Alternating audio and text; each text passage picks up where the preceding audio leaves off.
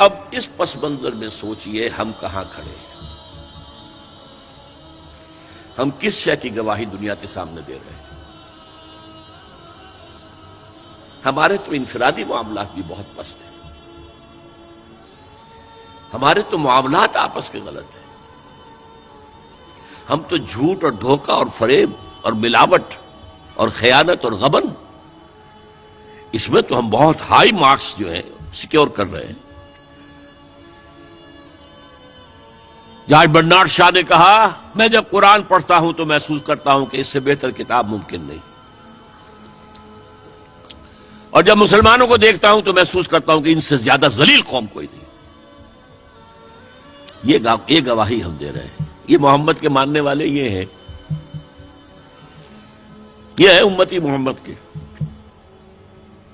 جو اپنے پاؤں پہ کھڑے نہیں ہو سکتے، جو اپنے معاملات مینیج نہیں کر سکتے، بیکاری، یہ اور کہاں ہے وہ دین؟ کوئی ایک اس دنیا میں دکھا سکتے ہو کہ یہ ہے دین؟ آؤ see with your own eyes, this is دین الحق۔ یہ جو میں نے آپ سے کہا تھا کہ یہ بڑی نازک ذمہ داری، بڑی نازک، اس کا ایک اندازہ آپ کو ہو جائے گا خطبہ حجۃ الوداع سے۔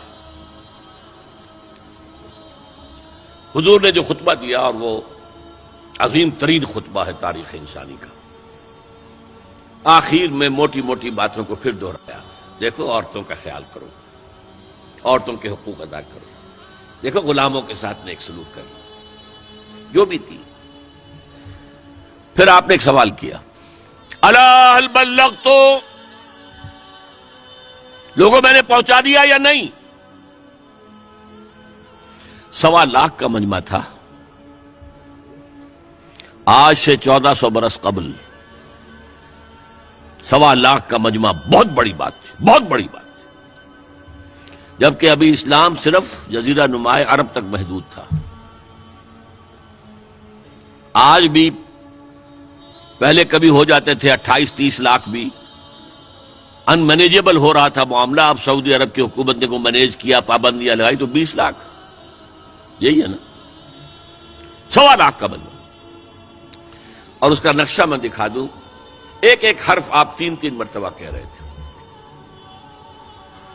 داہنی طرف رخ کر کے کہا، وہ سنا، پھر مکبر کھڑے ہوئے ہیں، اس نے سنا اور آگے پہنچایا، اس نے سنایا آگے پہنچایا۔ لاؤڈ سپیکر تو تھا نہیں، کوئی پبلک ایڈریس سسٹم تو نہیں تھا۔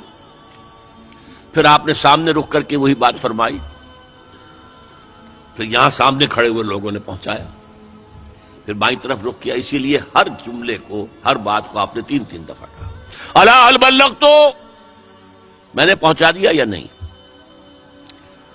اور عام عادت صحابہ کی یہ تھی کہ اول تو حضور کے سوال پر خاموش رہتے تھے کہ واللہ ورسولہ عالم،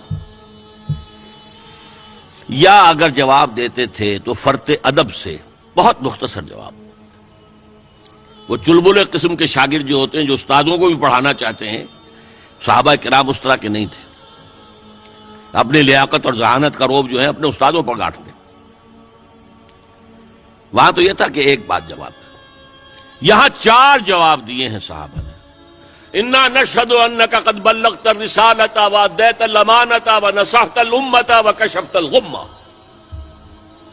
3 مرتبہ حضور نے کہا الا هل بلغت، اور 3 مرتبہ جواب آیا انا نشهد انك قد بلغت الرسالة واديت الامانة ونصحت الامة وكشفت الغمة۔ اے نبی، ہم گواہ ہیں، آپ نے حق رسالت ادا کر دیا، آپ نے حق امانت ادا کر دیا۔ یہ قرآن تو ہمارے لیے اللہ نے نازل کیا تھا نا، آپ کے پاس تو امانت تھی۔ آپ نے امت کی خیر خواہی کا حق ادا کر دیا، آپ نے ہر قسم کی گمراہیوں کے، اندھیاریوں کے، اندھیروں کے پردے چاک کر دیے۔ 3 دفعہ یہ جواب لے کر انگشت شہادت سے اشارہ کیا آسمان کی طرف، پھر لوگوں کی طرف، اللہم اشہد، اللہم اشہد، اللہم اشہد، اے اللہ تو بھی گواہ رہے، یہ مان رہے ہیں کہ میں نے پہنچا دیا۔ They can't sue me in your court on the day of judgment۔ یہ میرے خلاف استغاثہ نہیں لا سکتے کہ میں نے پہنچانے میں کمی کی ہے۔ یہ مان رہے ہیں کہ میں نے پہنچا دیا. It was the sigh of relief جس کو کہتے ہیں. 23 برس کی محنت شاقہ. کون کون سے مراحل آئے ہیں. یوم طائف بھی آیا ہے, 3 سال کی شیب بنی ہاشم کی قید بھی ہے, معرکہ احد بھی ہے, احزاب بھی ہے, 70 مبلغین ذبح کیے گئے ہیں. کیا کیا نہیں دیکھا, کیا کیا نہیں جھیلا. لیکن پھر بات کیا ہوئی؟ اب آپ نے آخری بات اللہم اشہد اللہم اشہد اللہ, اور اس کے بعد فَلْيُبَلِّغِ الشَّاهِدُ الْغَائِبَ. اب جو یہاں موجود ہیں ان کے ذمے ہے کہ پہنچائیں ان کو جو یہاں نہیں ہے. میں فارغ, میرے کندھے سے بوجھ اتر گیا, اب تمہارے کندھوں پر آیا. اب اس غائب میں وہ بھی تمام لوگ شامل تھے جو اس وقت دنیا میں تھے اور وہاں نہیں تھے. شاہد اور غائب کا لفظ آ گیا جہاں سے میں نے بات شروع کی تھی. شاہد اور غائب, شاہد موجود.